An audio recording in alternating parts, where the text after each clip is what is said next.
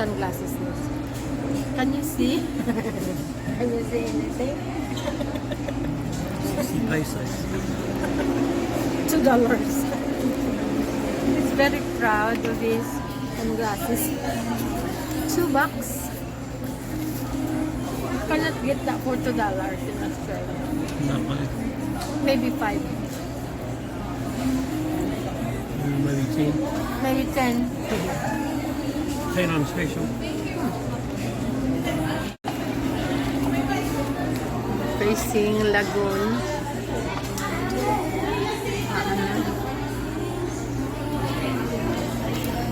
Big bank there.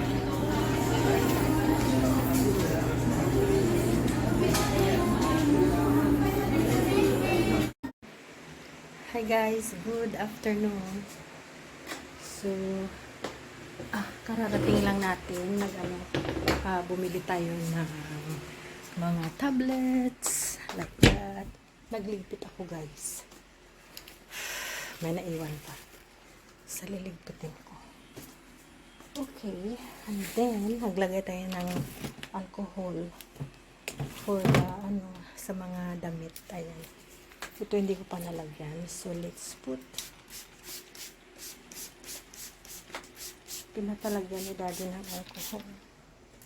Pati yung bedroom. Pati yung bed niya. Pinalagyan ng alcohol.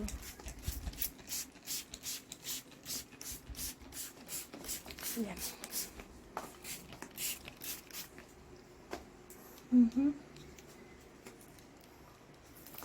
Ano ba yan?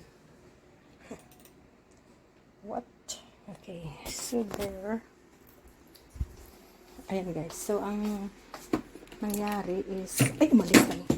Ay sus, nahulog talaga siya guys. Ang bigat niya. Ang bigat na. Ito. Ayan. Pumunta talaga kami sa para siyang main place na binibilhan ng mga gamot. Ito siya. So, ayan. Tapos, bumili kami doon. So, ayan guys. Dala-dala ko to sa bag ko. Nalagay ko siya sa bag. Yan, pina-fold. Tapos, may parang pouch. May nalagyan doon sa bag. Okay. So, ayan na siya. Alright. So, ilalagay natin ito sa bag. Ilagay ko lang sa pitaka ko, guys. So, ito yung mga gamot na binili namin. Ayan. Marami siya, guys. Kasi yung mga laman nito may 100 tablets sa loob. Ayan.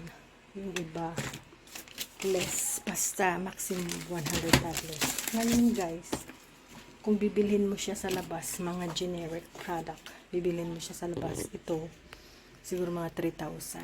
So, nakabayad lang ako ng 1,500. 3,000 or more. So, pag ganito, makakasave ka talaga. Kaya, sinibor namin yan ang advice na doon kami bibili. Kasi mura. 2,000 namin. Ging-guide kami nila para na makabili kami doon. So, thank you naman sa mga neighbors natin na mababait. Diba? No, nakasave tayo. So, dyan ko lang sila linalagay. Most of this, gamot siya ni Daddy. So, anuhin niya lang yan. Nakapatong-patong. Anuhin niya lang yan, guys. Hanapin. Kung saan yung sa kanya. Yan. Ito lang talaga. 30 tablets na. Yan always ang problema natin. Dapat magiging tayo ng medyo more. Diba? Ayun.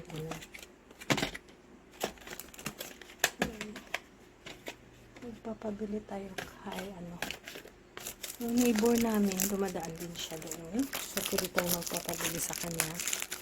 Ito, naka-plastic bag pa siya. Ano ba? Yan. So, yan. ang stubber na ayan. So, dyan siya.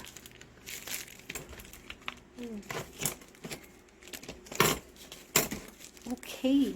So, very good. Na-perform natin ang task natin for today. So, ang daming electric pan sa labas. Bumili pala ako guys ng ng para siyang very noisy. So, kung naka-turn off lahat na electric fan, ganun, aircon lang. Dito yung aircon, lumalabas siya, papunta doon, papunta sa baba. Kung close lahat ng bintana, mo siya, ma-feel mo yung coolness niya. Pero pag may pumapasok na init galing sa bintana, hindi mo siya lumalabas siya. So, ito guys, ito yung binili ko na na cover sa chair. Ayan. Yan. 2, 3, 4, 5, 6, 7, at saka isa sa taas 8. So, 8 yan siya guys. Tapos may binili tayo na ribbon. Yan, para may okasyon, maka-ribbon tayo. We have 8 na ganito. We have 4 na ganyan. At 4 na ganito. Pero nag-order kami ulit 4 and 4 para 8 sila lahat. So, mag-order pa ako ng ibang shades ng ribbon. Kasi may white na darating na covers. White ito at saka maroon. Ayan. So, ilalagay ko na muna siya sa loob ng bag. So, ayan. Tapos na tayo. Dito siya sa Coca-Cola na bag. Ilalagay siya natin dito sa room. Kung saan natin dinalagay ang ating mga storage. So, ito guys, actually, mga damit to na pang winter. Mag-organize ako ng mga pamimigay. So, na-disturb lang ako kasi may bisita na dumating. Ganda. Ganda.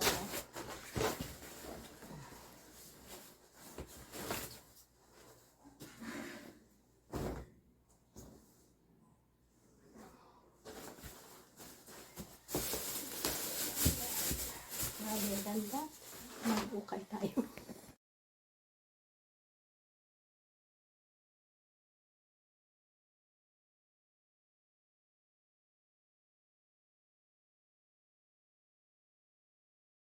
Thank you for watching. Bye bye now.